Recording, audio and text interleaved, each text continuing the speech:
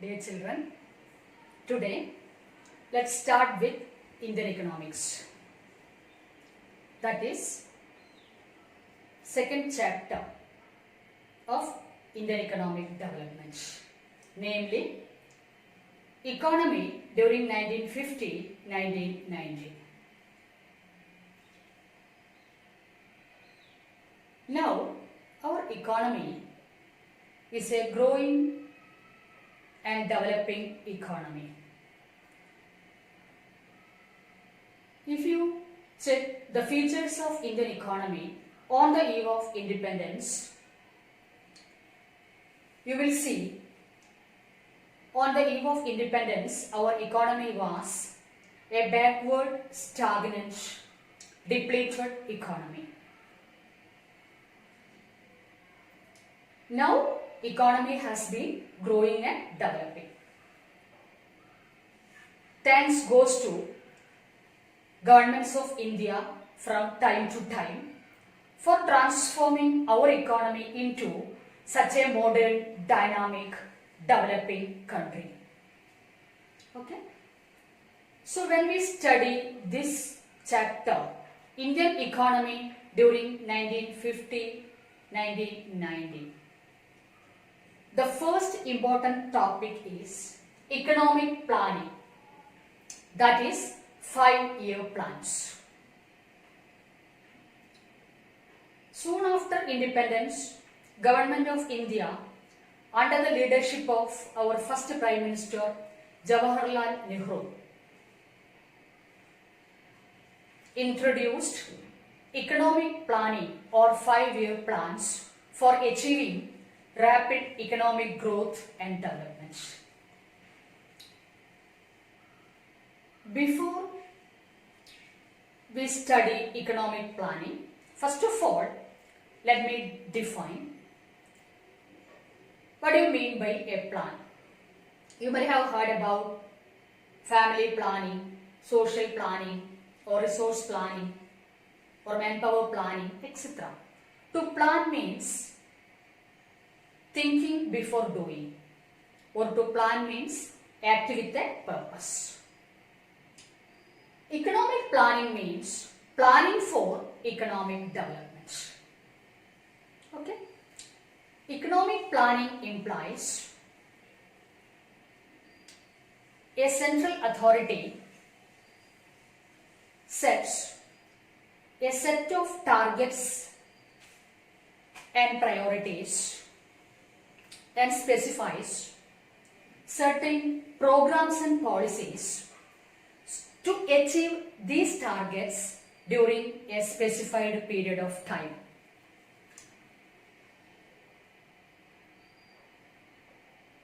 Okay? So every plan has certain targets, priorities, etc. to be accomplished during a period of time. In India, 1950, we established Planning Commission, and 1951 onwards, we have been implementing economic planning. Now we covered almost 12 5-year plans. Now, the Planning Commission has been abolished. Instead of that, we have Niti Aayog, National Institution for Transforming India. What is the main idea behind every economic planning? The main idea or the core idea behind every economic planning is rational management of the scarce productive resources, so as to maximize the welfare to all along with the GDP growth. Isn't it? That is, what do you mean by the rational management?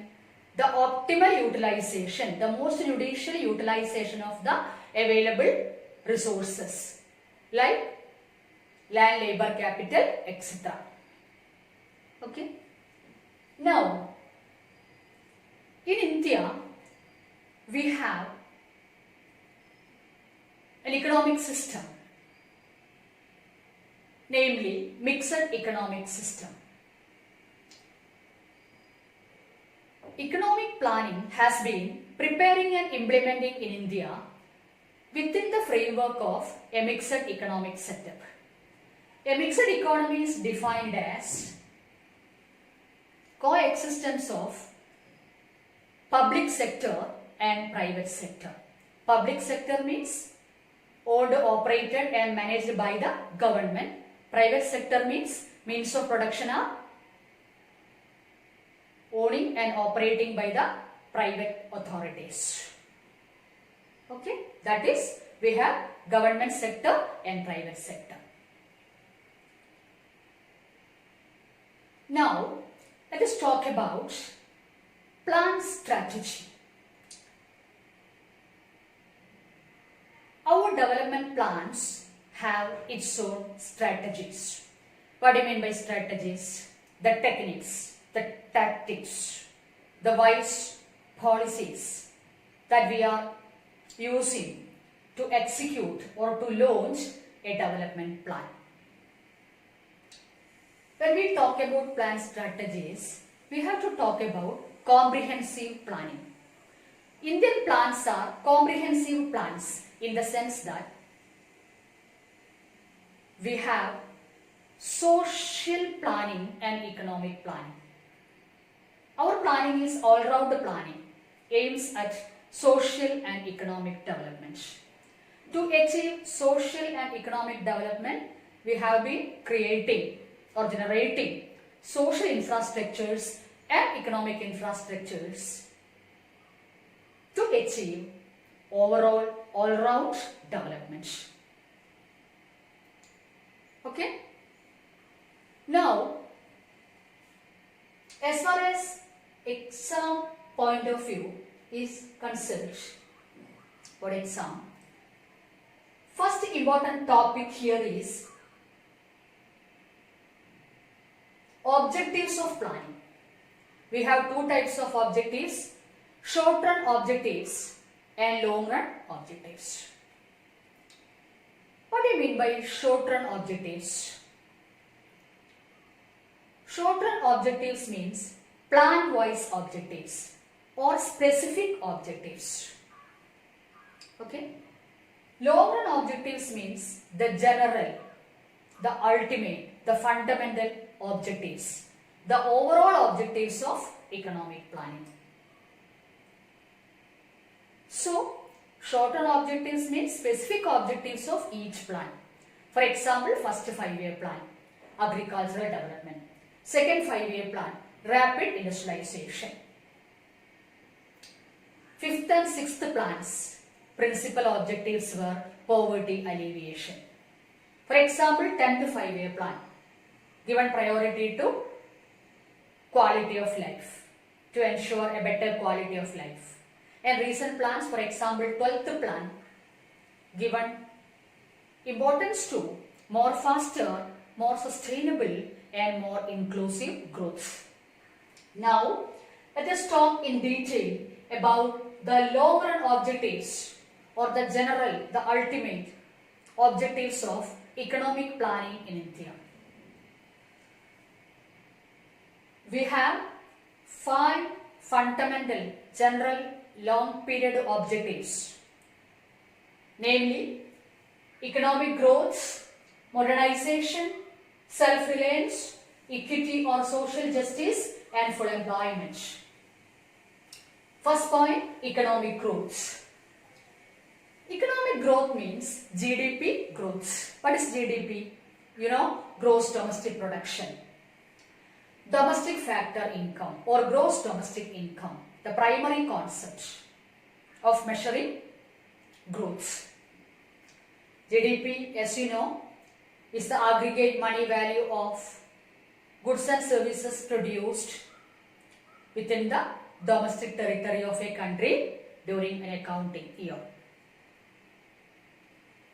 Growth is a phenomenon in which there should be an overall increase in output or income.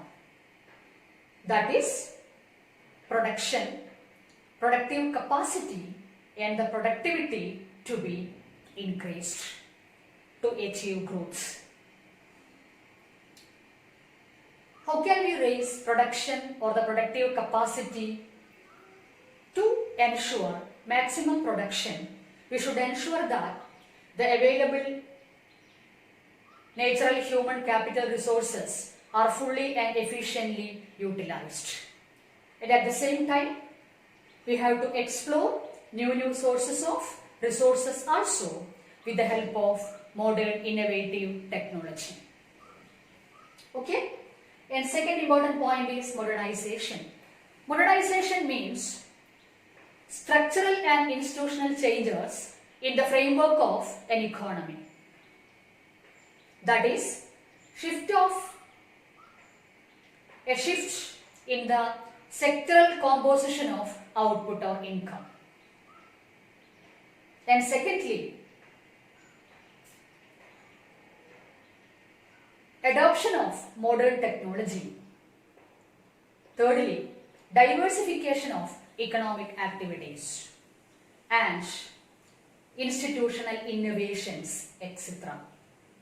All these are very essential for an economy to bring structural and institutional changes. For example, what do you mean by a shift of sectoral composition of output or income? That is, along with the economic development, we should ensure increase in economic activities, especially in the secondary and tertiary sectors. That is, a shift of employment from primary sector to secondary and service sector to be ensured along with the economic development. Then only we can ensure a shift of sectoral composition of output or income. Diversification of economic activities, especially in the agricultural sector, by expanding agriculture and related activities. By diversification of industries, small scale, large scale, machineries, tools, chemicals, fertilizers, etc. We can diversify the industrial base of an economy along with a flourishing service sector. Okay, that's the meaning of diversification. And we have to accept the merits of innovative technology. We have to utilize the advantages of innovative technology for industrial and economic development. Modernization means a social angle also. It includes social change also. Okay? It includes an economic angle as well as a social angle. So, modernization means structural and institutional changes along with economic development. And third is self-reliance. Self-reliance means we are not depending external help. Okay? Our reliance or our dependence on external help to be reduced. How it is possible? We can use our own resources. Goods that can be produced by using our own resources should be produced domestically. This is aimed to raise the competitiveness of the domestic industries and to protect the Indian industries from foreign competition. For example, self-reliance means self-sufficiency in the food grains production. Import should be reduced. Why such a policy to be followed? We wanted to avoid, the uncertainties in food supply, and we wanted to minimize the foreign intervention also in our domestic affairs. That is why the planning has been aiming to achieve the ultimate goal of self-reliance. Next important is equity or social justice. Equity means equitable distribution of income and wealth. That is to reduce inequality. Okay, how can we ensure equity or how can we reduce inequality? We have to ensure that the benefits of economic growth must stretch equally across all sections of the society. That is inclusive growth strategy. We have to bridge the gap between haves and have-nots, and we have to ensure a better living standards for all the people to maximize their welfare.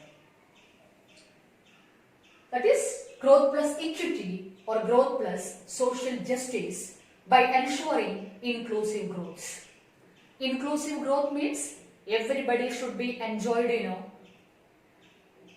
the basic minimum needs like food, clothing, shelter, etc. Then only we can create an egalitarian society by ensuring justice to all. Last point is full employment.